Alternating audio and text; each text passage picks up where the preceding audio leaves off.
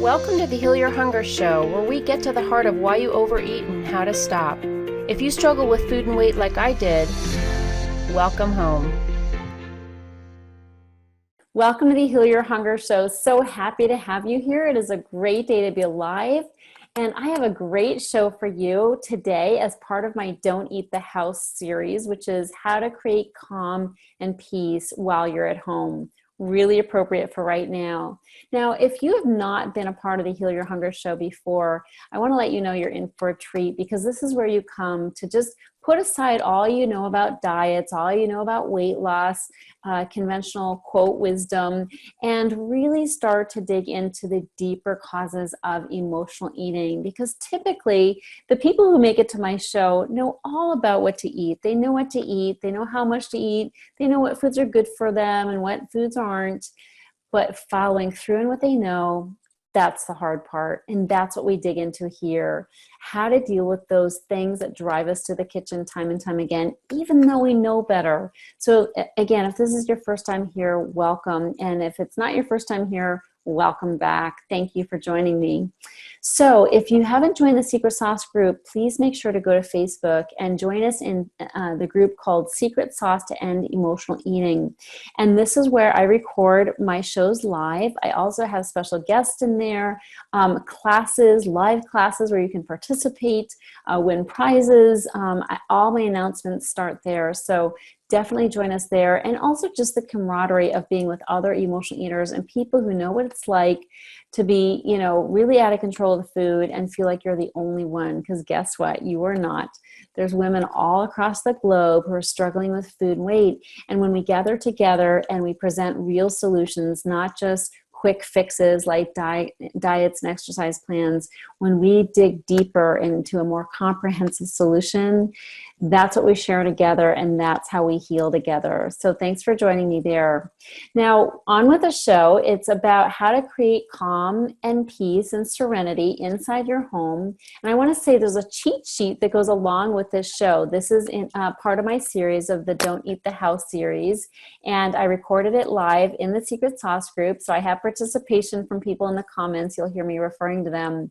But it's really important that you go to the show notes at healyourhunger.com as part of this podcast and download the cheat sheet, because you're going to get all my tips for creating sanity and calm at home. Okay, so go to the show notes for this particular episode and download the Don't Eat the House Class 4 cheat sheet. Okay, that'll help you a lot. You can always refer to it and let it help you create that calm and peace.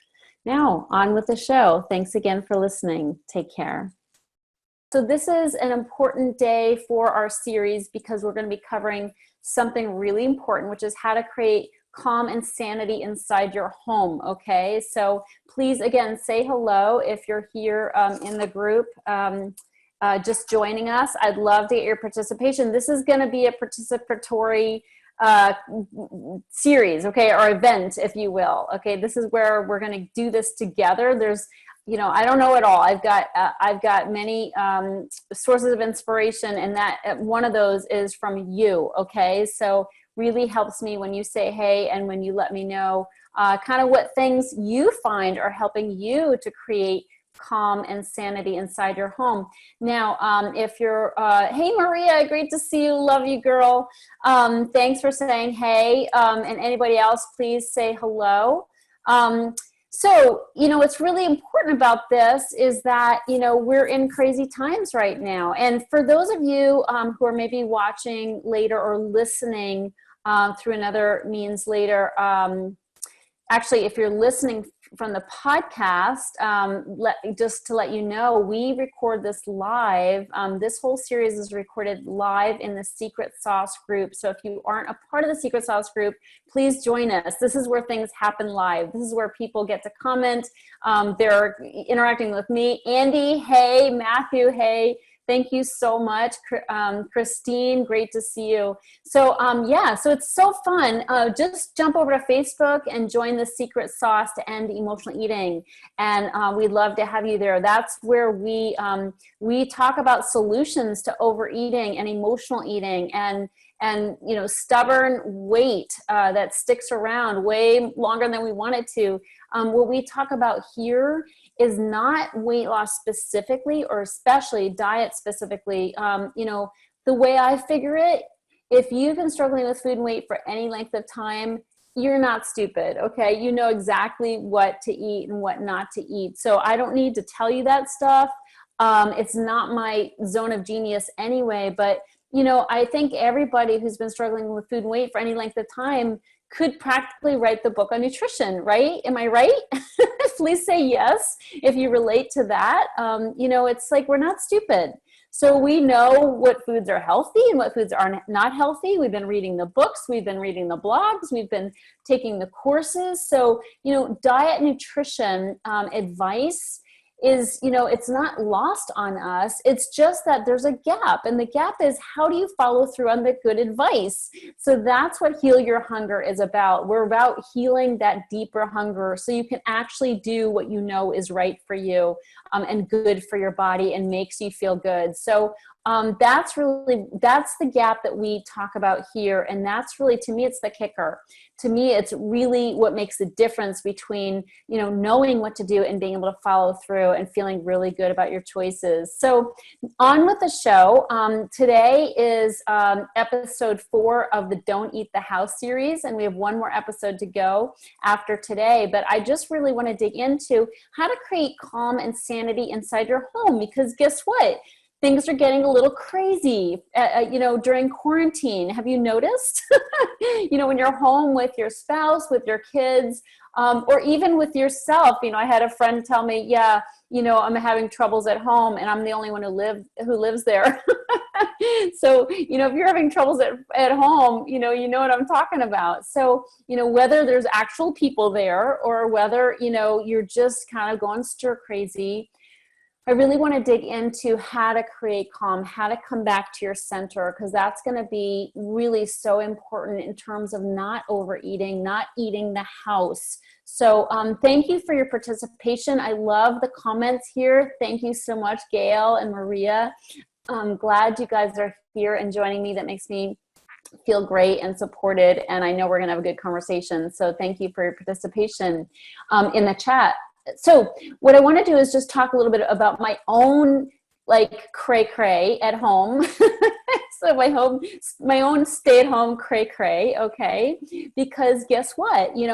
It ain't so easy for me either. And, and I've been in training for this for a long time. So what's going on? Well, as I explained in one of the other episodes, I moved clear across the country. I put it in my email too. I moved clear across the country temporarily. And I'm living in Portland, Maine, which is fantastic. I love it here. And hey, Jackie, I love it here. And it's beautiful. It's just starting to it's just starting to think about spring. Spring will come in July. That's how it works here. There is no spring in Portland, Maine, usually.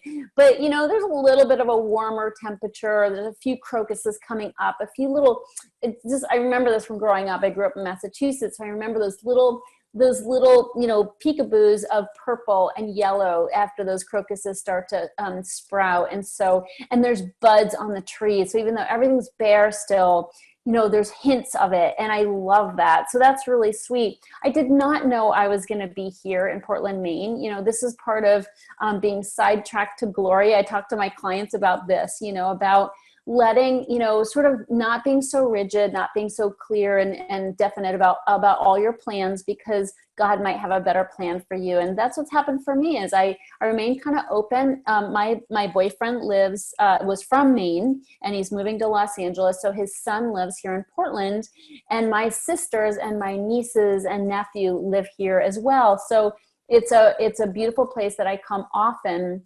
In fact, that's how I met him. My dating app kind of showed that I was here, and that we connected from Portland. So anyway, 3 months into the relationship, we've moved to Portland, Maine temporarily, partly because this is where family is, and he really needed to be close to his younger son. He's 19, but he has autism. So he still needs, a lot of care or just, guidance. So so we're here in Portland. I get to be with my sisters on social distancing walks. Nothing too close. I'm not in their homes. We're staying separately in an Airbnb. So here we go. I went from a very roomy space in Los Angeles to a 1 bedroom, 1 bathroom, very small apartment.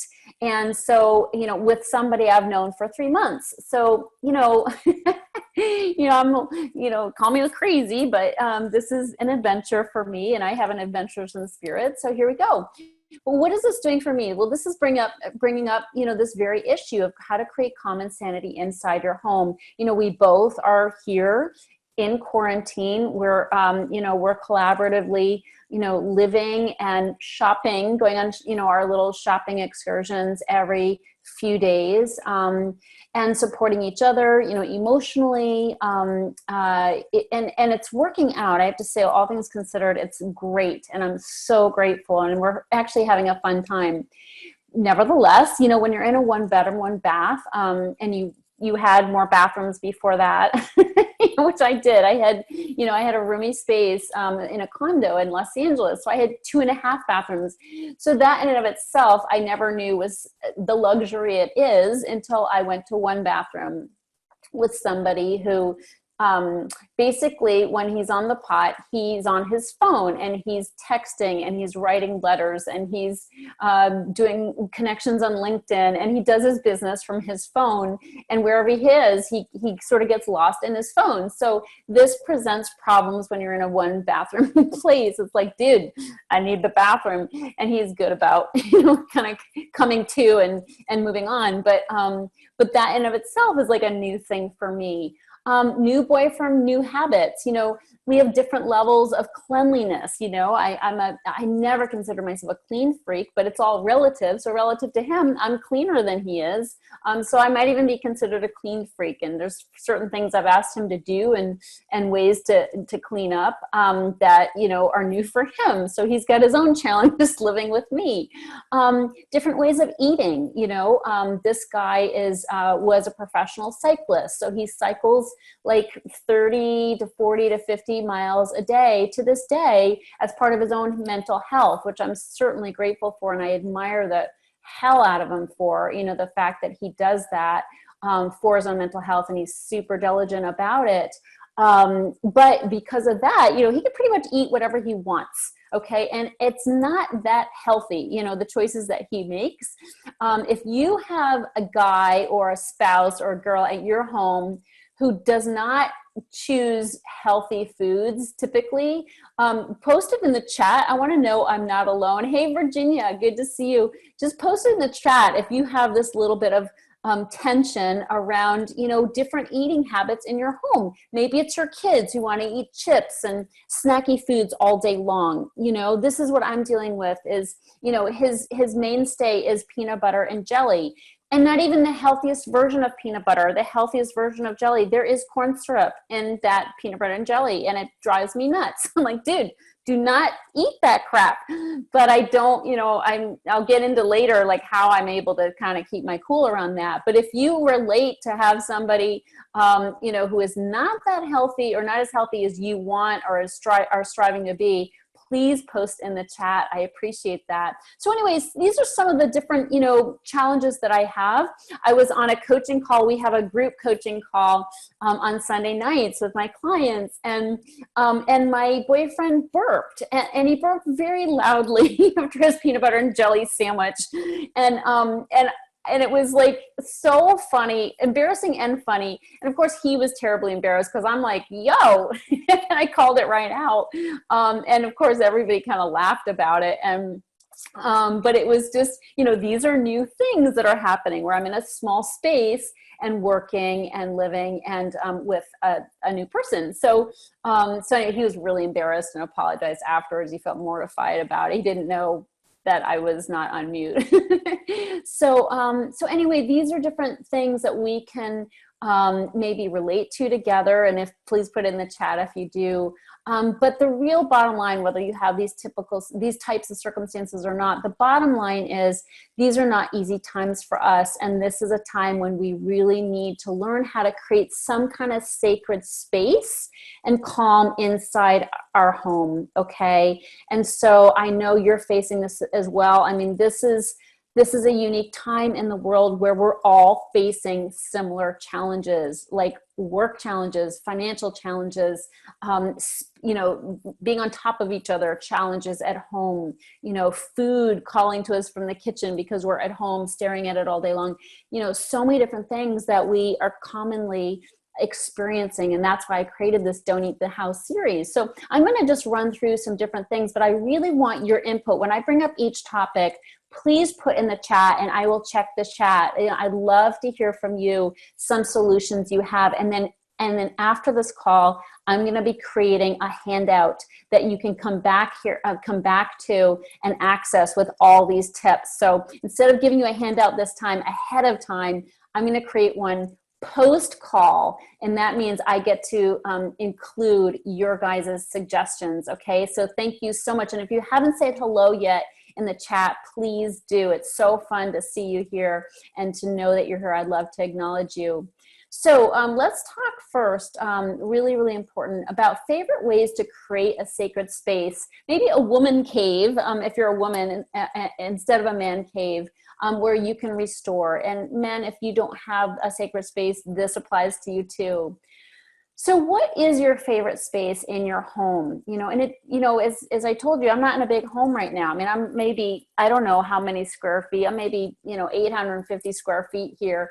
So what is your favorite space that makes you feel good? For me, I've claimed this countertop. Okay. So it's not sacred, it's not, I'm not the only one who can sit here, but this is kind of my appropriated space where I work from here. I eat here. Not while I'm working. I put the work away. That's one of the tips my clients know I recommend.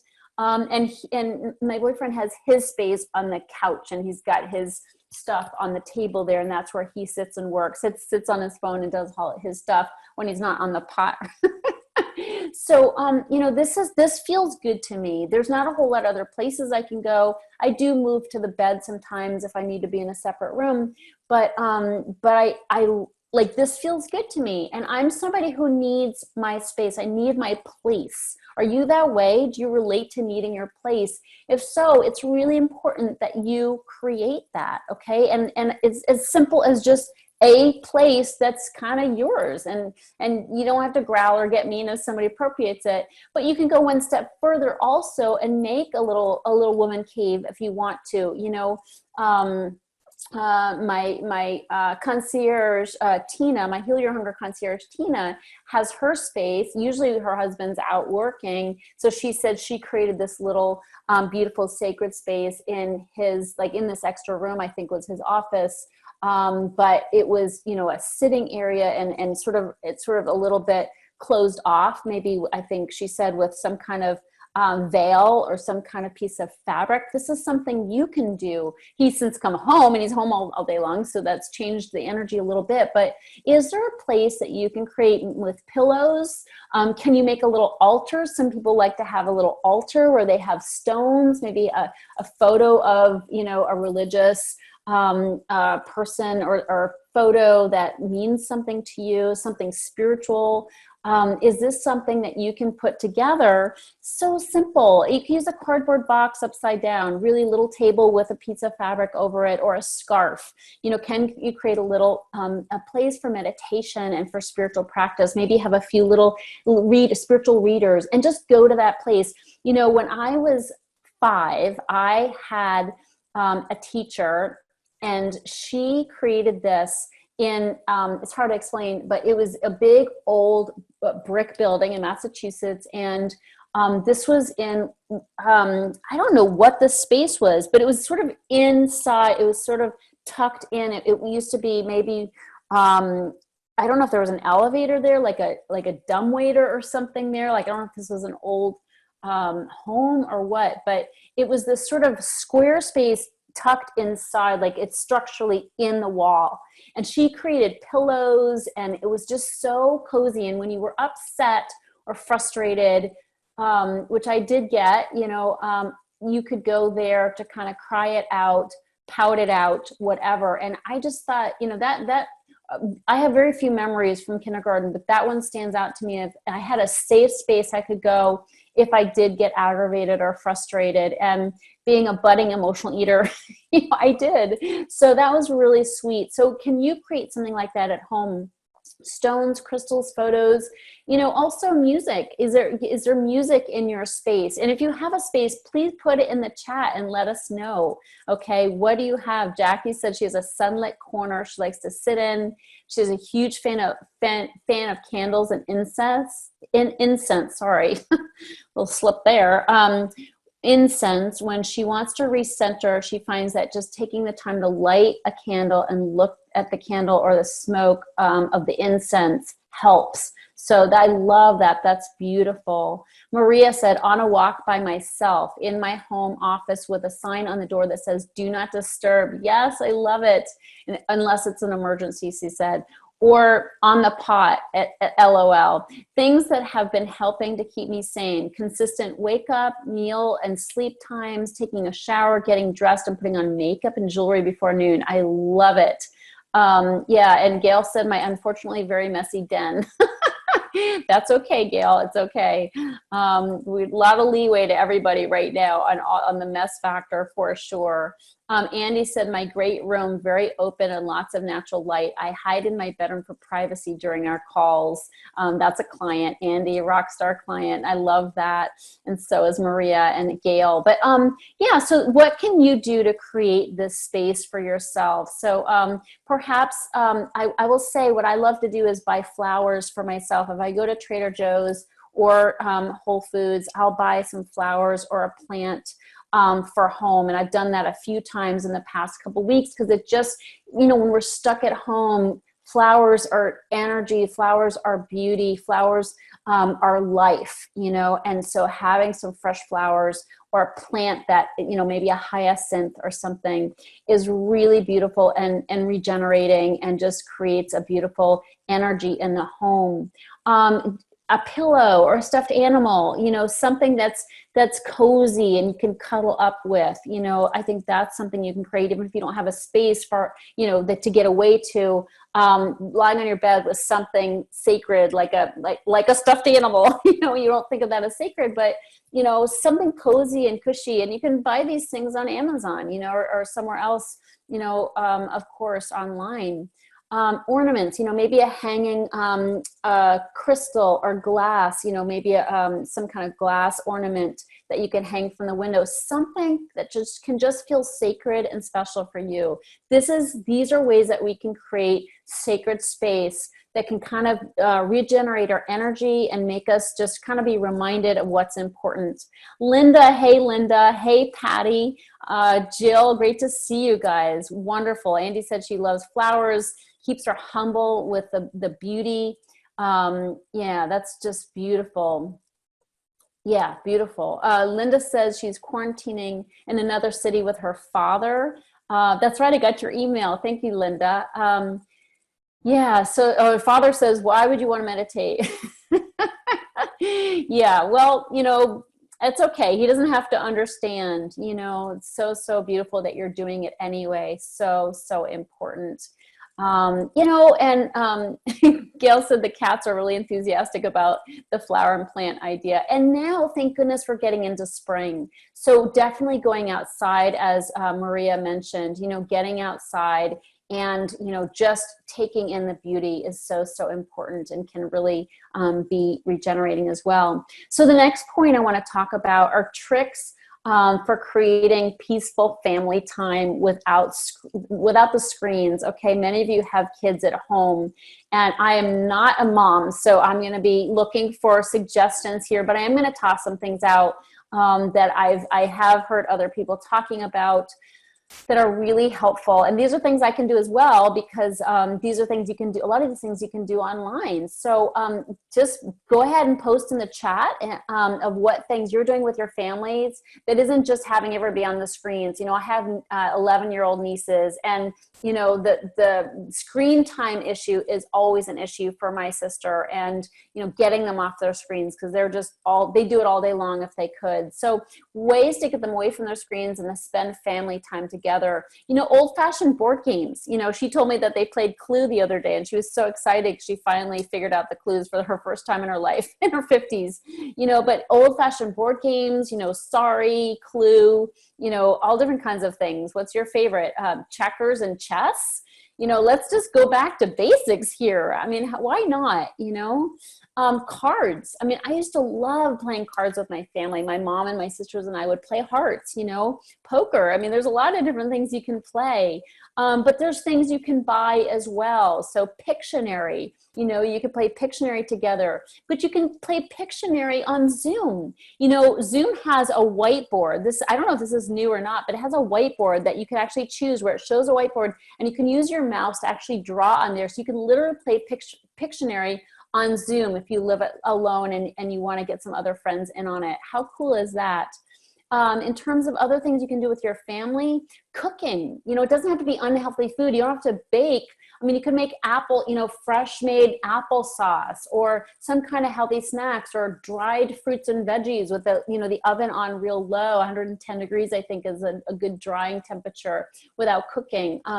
There's so many cool things you can do, and thank goodness we have online to remind us about some of these things. You know, ice cube trays of healthy juice, or you know, things that you made up in a blender. Carving things. You know, you can make stamps. Remember, we used to make stamps out of potatoes or apples? I mean, I love the idea that because of COVID, we can actually get back to basics and do things that we forgot about that are so valid and so wonderful. So these are some things that can help. You know, there's also amazing board games, you know, for younger people online. I pulled up an article that talked about, you know, different games. I'm just going to rattle some of these off. So for 5 to 10-year-olds, there's a game called Memoir, okay, with animals. You know, it's a twist on a classic memory game of matching pairs. So Memoir, and it's MEMOARR. Okay, so that's something. It's $7.99 on Amazon. There's Rhino Hero. If you know of these games, say, you know, just say so in the chat. But the Rhino Hero, so that sounds kind of fun. $14.99 on Amazon. Outfoxed is one. And then for tweens, there's Disney Villainous, Wicked to the Core. That looks kind of fun. That's $20 on Amazon. Hey, $20, that's worth it. And think of all the money we're saving right now by not going out to the movies, or roller skating, or does anybody roller skate nowadays? I don't know. But, you know, out doing, you know, going to the mall, spending money at the mall. So yeah, $20, it's worth it to keep the kids entertained. King of Tokyo, Ghost Fighting Treasure Hunters. These are some games I looked up online. Isolated party games. Okay, we're getting, I think, in a little bit older here. The Mind, Code Names. The Mind is $12.99 on Amazon. Code Names is $15 on Amazon. And strategy games for families like Scythe, spelled or Scythe, SCYTHE. The Quacks of Quedlinburg, and then Azul. These look really fun. You know, so these are things you can do. And Apples to Apples for a family is fantastic and super fun. I'm going to check in with you guys right now and see what you have to say. Some of these things. Maria, Andy said triaminos are so much fun, good for all ages. Yeah, so there's some fun things you can do together with other people online, for sure, if you are living alone. And Patty mentioned she's living alone. So let's talk about, besides games you can play with the family, some other things we can do with the family. You know, we can do, and these are family or no family, frankly, online exercises. Okay, I have a class that I go to not often enough, I will confess, but it's a bar class, and they're doing it through Instagram now at home. So live classes I can join, and I can also see the replay later, which is what I end up doing sometimes. But classes online, yoga classes, Pilates classes, aerobics classes. I mean, YouTube has so many exercises and things you can do. And actually, on my podcast coming up this week, and I'm going to do it live here in the Secret Sauce group. I have my good friend, Deborah Atkinson, who has a business called Flipping 50, and it's for older women and how to exercise your body and keep in shape. In a very gentle way, just for strengthening your core and that kind of thing. So I'm going to be having her on for suggestions on exercise, but also documentaries with discussion later. You know, you can do, it's kind of like a book club. You can do it with friends on Zoom, or with your family at home, or with your family far away. You know, you could all watch a documentary and then talk about it afterwards. It's sort of like reading a book and talking about it afterwards, but instead it's a documentary. So these are some things, some ideas that have nothing to do with, I mean, they have to do with screens, but community screens, you know, Zoom, really connecting with each other. So, so important. Now I'm going to move on to a really important topic for staying sane and creating calm at home. And that's how to switch from judgment to love, no matter how your family acts. Anybody curious about that? I think this is probably the most important thing we can come to some understanding about how to switch from judgment to love, no matter how your family acts. Okay. So, you know, the bottom line is, you know, it's very easy when we have a short fuse, okay? And I love all the comments, by the way, guys. Thank you so much for keeping it going.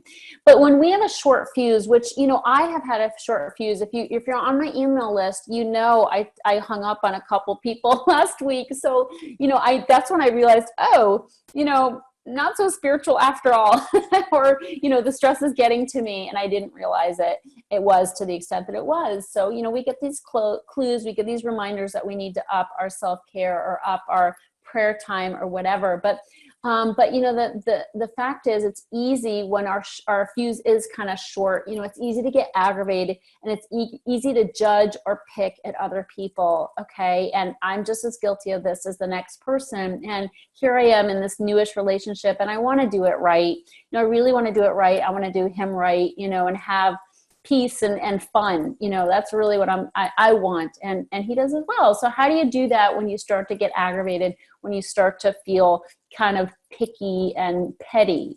Okay. And I haven't gone there too much, but a few times I felt a little judgy. And what helped me the most is to remember to love. Very simple. Okay. No real complicated thing here.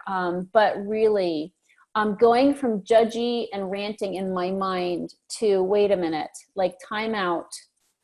I love this guy. Like, he's sweet. And just refocusing on the things that I love. Okay. And I find that to be so, so helpful. I have a little thing at home, which I'm not there now, but a little thing on my shelf that says, help me to remember this, Lord, whenever I fail to love, I am wrong. Help me to remember this, Lord. Whenever I fail to love, I am wrong. And that is so helpful in relationships, because we all love to be right? We all love to think, you know, I'm really right in this situation. You know, I said such and such was going to happen. He said it wasn't. It did. Told you so. Like, or at least we're thinking told you so, even if we don't say it. And that righteousness just, you know, it can feel good in the moment, kind of like anger, but it doesn't really feel good. Okay. And it's not loving. So I have to just remember, if I'm not coming from love, it's on me. You know, no matter how right I may think I am, you know, it's really important to know that, you know, I'm in the wrong if I'm not coming from love. And it doesn't have to be about right or wrong, but that helps center me. Another thing that helps center me, you may have heard this before, but asking yourself these questions: does it need to be said? Does it need to be said right now? And does it need to be said by me? I just love that. Doesn't need to be said, doesn't need to be said right now, and doesn't need to be said by me.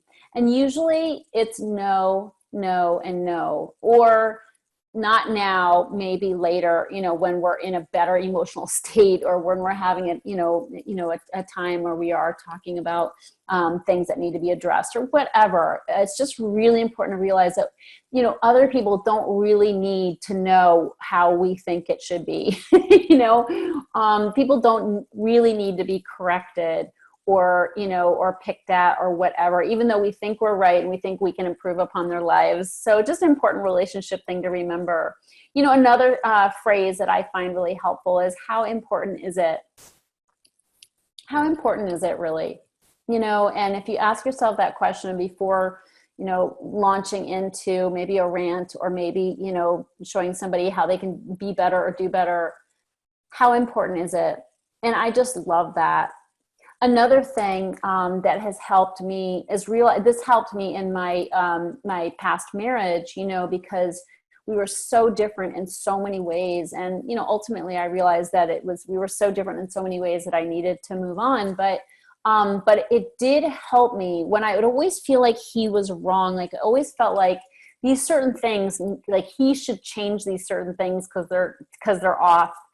I finally came to a place where I realized, there is no better than, like, there's no better way. Like his way is not worse than my way. Like, he doesn't really need to know how to do it my way, or I don't really have to keep thinking that my way is better. They're just different. There's no better way, and for so long I was stuck in thinking that if only he would see it as I saw it, or if only he would do it as I do it, it would be better. But, I realized, no, he's just got a different way and it works for him. It just doesn't work for me. So just realizing we all have different ways of doing things, and one isn't better than the other. They're just different. So important. And the last thing I'm going to say on this topic of how to switch from judgment to love, no matter how your family acts, and then I'll check in with your comments, is remember praise and gratitude. If I'm feeling aggravated or feeling like I'm right or my way's better or anything like that, if I get into that head, which I don't a whole lot, but, get me tired enough, get me hungry enough, get me, with some business things that didn't go right or didn't go my way, and I can get grumpy and picky, and nitpicky.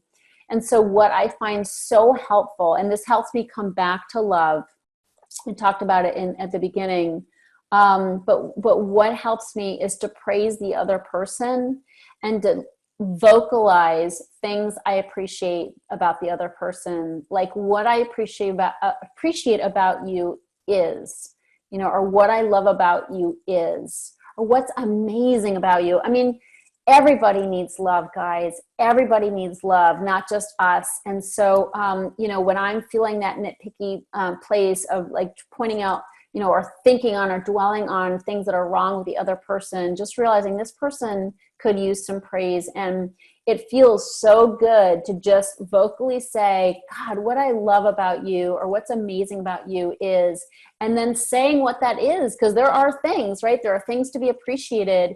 And when you say that, God, it just melts the tension. It just melts that tension and makes somebody feel so good. And then that love is reignited. We're all just children of God, and we're all kids at heart.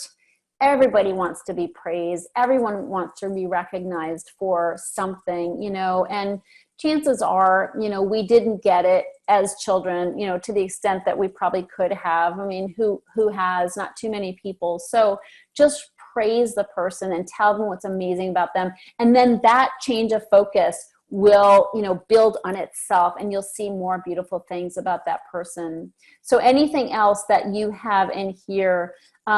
Maria said, people need your love the most when they deserve it the least. I love that. So beautiful. Gail said, judgment is a biggie for me. So yeah, it's just, I hope these things have helped. Definitely put in the chat if some of these things, or one of these things especially, has helped you. Love to hear about it. So the last point I want to really expand on is how to make your own time out before stress drives you to the kitchen, because this is the Don't Eat the House series after all. And so Obviously all the things we've been talking about are going to help you not eat the house. Okay. These are going to help you deal with your stress, help you deal with, negativity that's going on inside your head, help you just feel better and more balanced emotionally. So these are all things that'll help you not eat the house, and help you, when you have a woman cave or a man cave, that helps you take a time out before stress drives you to the kitchen. Go to that place. Anybody who's been with me for any length of time or listened to my podcast knows about meditation and prayer and what big proponents of those I am. It can totally reset my mind when I go in that place of quiet meditation. So use your woman cave for that. But I just want to talk about the pause. Okay. Pausing is so powerful, even if you have to count down from 10. Okay. Like literally in your mind, count down. The pause between getting triggered, getting either angry at somebody else, or just feeling like I have to eat right now, like getting a craving and needing to eat, give it a pause. Okay. Literally give it a pause and count down, or set your timer, on your phone. Literally set down a minute, set 2 minutes, 3 minutes. That pause is so valuable because the feeling will pass if you let it, if you give it time to pass. And so I really want to just emphasize the pause and how important that is. Tell yourself, I'll eat after the pause, and give yourself a good 5 minutes. One of the best time outs you can do is go to either another room or literally get outside. Okay. And now again, thank goodness the weather is in our favor and we can go outside a lot more easily. And if you're in a city, wear a mask, if you can, or a scarf, of course, but really getting outside can change your state so quickly, especially if you're having cravings and just feel like you got to nibble on something. So really important to take that pause in whatever way you can. And it will, you'll be amazed after 10 minutes of walking around the block a few times, you'll be amazed at how much better you feel. Take a pause to dance and to listen to music. I go on my phone and I listen to Pandora. I have my favorite stations, Meghan Trainor or Adele or, Maroon 5 or whatever, good dance tunes. I listen to that and, changes my state right away. So give yourself the pause. Okay. Super important. And the other thing regarding time out, the things that I know my clients have found so helpful and that I always recommend is writing it out when you are feeling jammed up or frustrated or angry or sad, whatever feelings you're having, pour them onto paper, or onto your computer in a Word doc. Get that stuff out, the garbage out, okay? And you won't have to stuff it with food. And I know that's, it's not as easy as just going straight to the refrigerator, but, it's stress, it's built up emotion, and we've spent years packing it down with food. And so what you need to do is adopt new habits and not around willpower, okay? So, because, the thing about me and a whole lot of other people I know and clients that I coach is that willpower does not work. If you've been struggling for any length of time, you're out of it. Okay. You're out of willpower and you need a new plan. Okay. So writing can be a really useful tool for getting the heat of those emotions out. And then you're just sort of like you come back to the real emotions. Maybe you're feeling anger, but when you start writing and spill out that anger, you start to realize it's sadness. Grief, we're feeling grief right now in a big way, and maybe that's what's going on. Or just grief of loss of our way of life that we once knew. So there's many different things. Also, my clients take it to Facebook. So here in the Secret Sauce group, and then I have something called the Heal Your Hunger community for the people who are in my program. And they just go and they write out their feelings and things they're struggling with, and everybody jumps in and gives them encouragement. And you can do that here in the Secret Sauce group as well. Because we're here for you and we want to support you, and none of us can do this alone. So really important, reaching out to friends, making a phone call or texting or going on Facebook, really super helpful for taking a time out. Engaging in a pause, really, really helpful. Literally changing your state by going outside, listening to music, get on your knees. When I'm hurting, when I feel, rough enough, I go right to my knees and I say, God, like, I surrender. I can't do this. So any of these things can help you change your state. And if any of these things have helped you, I'd love to read about it here. So it's so sweet. Yeah, Patty said it's raining in sunny California. That's what I heard, So Maria said, grab an umbrella. A walk feels so good in the rain. I mean, I had like almost a full week of rain here in Portland, and it's cold. It's not just rain like California. It's like cold rain. And so I went for a walk, and just getting out of the house felt so good. And I bundled up and I had a raincoat on, and I did not have an umbrella. I got really wet. It was so fun. It's just that inertia, that initial inertia, just getting out of the house is going to make all the difference, So so these are the tips of how to create calm and sanity inside your home. They're not rocket science, guys, as you know, but I think we all need reminders, because we do get into a place of feeling stuck and trapped and victimized. And that's a mindset that we have to watch for, because that'll lead straight to eating, to comfort eating, and to just sort of like reward eating. Like I deserve this after all I'm going through, or after how hard things are. And I have to tell you that eating when things are hard is only going to make things harder. Okay. So overeating and then feeling out of control, feeling gross, feeling stuffed, and then being mad at yourself and having all the self-recriminating thoughts, that is not going to make you feel better in the end. So I'm here to support you. I so appreciate your tuning in here today. And the last installment of the series is coming up. So make sure you're on my email list. Make sure you tune in here in the Secret Sauce group, because I want to support you in being your healthiest and your happiest, no matter what's going on and no matter what's going on at home. Okay. So I'm super optimistic.